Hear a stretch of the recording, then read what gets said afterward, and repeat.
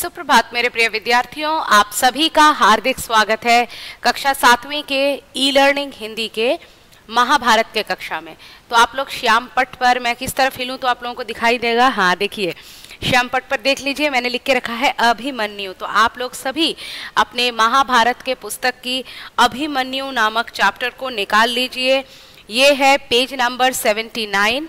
ठीक है, page number 79 में आप लोग अभिमन्यु नामक पाठ निकाल लीजिए। सबसे पहले मैं आप लोगों को बता दूं, अभिमन्यु अर्जुन का पुत्र था जो बहुत ही वीर था और जिसने बहुत कम आयु में जो है युद्ध कला कौशल को सीख लिया था। उसके बारे में एक और विशेषता ये है कि वो जब अपने माँ के गर्भ में था तो उस वक्त उसके माँ को अर्जुन जो है चक्रव्यूह में जाने का रास्ता बता रहे थे। तो उस चक्रव्यूह में किस प्रकार से घुसते हैं, चक्रव्यूह क्या होता है, वो मतलब एक रणनीति होती है, किस प्रकार से युद्ध में सैनिक जो है घेर करके मतलब घेरा बनाते हैं और उस घेरे को काट करके आपको उसको मतलब फान करके दूसरे तरफ जाना होता है। आप उस चीज से निकल करके, उस जंतर मंतर टाइप के चीज से निकल करके आपको बाहर जाना होता है, तब जाके आप उन शत्रुओं को मतलब को मात दे सकते हैं। तो आप लोग इसको एक ह्यूमन बैरियर या वॉल की तरह ले सकते हो। तो उसके पिताजी जब उसके माँ को चक्रव्यूह के बारे में बता रहे थे, किस प्रकार चक्रव्यूह में घुसा जाता है, तो उसने ये पूरी कथा सुन ली थी। उसके बाद उसका जन्म हो गया, इसलिए उसने जो है चक्रव्यूह से निकलने का रास्ता उसको पता नहीं था और इस वजह से चक्रव्यूह के अंदर तो वो घुस जाता है लेकिन बाहर निकलने का रास्ता उसको पता नहीं होता है। इस कारण उसकी वहाँ पे मृत्यु भी हो जाती है महाभारत के युद्ध के समय। तो ज़रा ध्यान से सुनिए। 13वें दिन भी, 12वां दिन तक हम लोगों ने पढ़ लिया था। 13वें दिन भी संशप्तकों यानी कि त्रिगतों ने अर्जुन को युद्ध के लिए ललकारा। अर्जुन भी चुनौती स्वीकार करके उनके साथ लड़ता हुआ दक्षिण दिशा की ओर चला।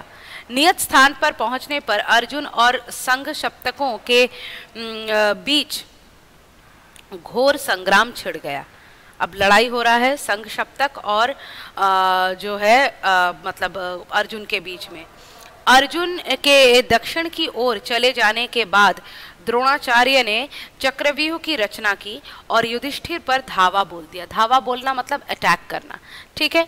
तो फिर क्या हुआ कि युधिष्ठिर की ओर से भीम, सात्यकी, चेकितान, धृष्टद्युम्न, कुंती भोज, उत्तमौजा, विराट राज, वीर कैकेयी आदि कितने ही सुविख्यात महारथियों ने द्रोणाचार्य के आक्रमण की बाण को रोकने की जी तोड़ कोशिश की।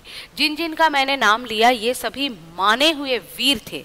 इन सभी ने बहुत ही प्रयास किया कि वे द्रोणाचार्य के रचे हुए इस चक्रव्यूह से मतलब युधिष्ठिर की रक्षा कर पाएं। फिर भी द्रोण का वेग उनके रोके नहीं रुका। समझ पा रहे हैं? यह देखकर सभी महारथी चिंता में पड़ गए। सुभद्रा का पुत्र अभिमन्यु अभी बालक ही था। सुभद्रा का जो पुत्र था अभिमन्यु वो अभी बहुत छोटा था।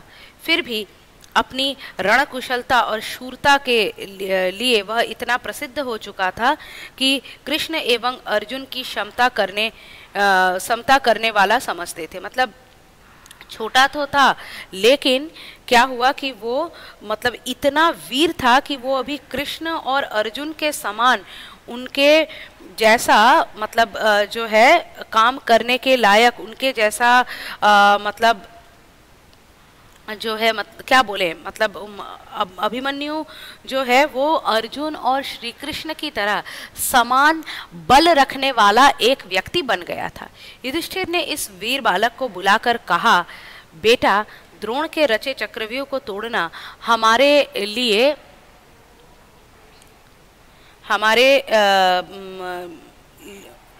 हमारे और किसी वीर के से हो नहीं सकता है। तो आप समझ सकते हैं कि जब मतलब उसको युधिष्ठिर ने कहा कि बेटा हम लोग चक्रव्यूह नहीं तोड़ सकते हैं करके उसमें प्रवेश नहीं कर सकते हैं, तो वो फिर वो कितना मतलब डिफिकल्ट एक चक्रव्यूह हो सकता है। ठीक है, तो उसने कहा कि मतलब अकेले तुम ही ऐसे हो जिसके लिए द्रोण के बनाए हुए व्यू को तोड़ना संभव है। बोला तुम ही अकेले वैसे व्यक्ति हो जो द्रोण के बनाए हुए चक्रव्यूह को भेदना जानते हो। ये सुनकर अभिमन्यु बोला, महाराज इस चक्रव्यूह में प्रवेश करना तो मुझे आता है, पर प्रवेश करने के बाद कोई संकट आ गया तो व्यू से बाहर निकलना मुझे याद नहीं है। मैंने अभी आप लोगों को इंट्रोडक्शन में कहा था, वो अर्जुन और सुभद्रा का पुत्र था और जो है उसको अंदर जाना आता था, बाहर निकलना नहीं आता था।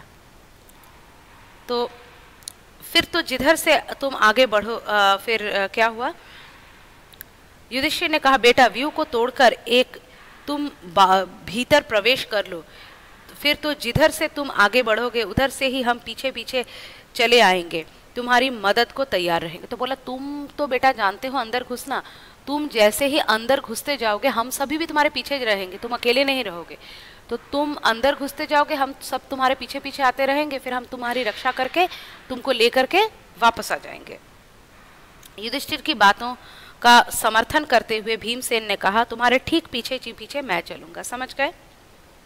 धृष्टद्युम्न, सात्यकी आदि वीर भी अपनी अपनी सेनाओं के साथ तुम्हारा अनुकरण करेंगे। मतलब अनुकरण करना मतलब तुम्हारी नकल करेंगे, यानी तुम जैसा करोगे वो लोग भी वैसा ही करेंगे। एक बार तुमने व्यू को तोड़ दिया तो फिर ये निश्चित समझना कि हम सब कौरव सेना तो तहस नहस कर डालेंगे। बोला कि तुम अगर एक बार इस चक्रव्यूह को तोड़ दो, इसको खंडित कर दो, तो हम सभी जो सेना है हम लोग जो है इसको मतलब तोड़ करके कौरव सेना को तहस नहस कर डालेंगे, उसको ध्वंस कर डालेंगे।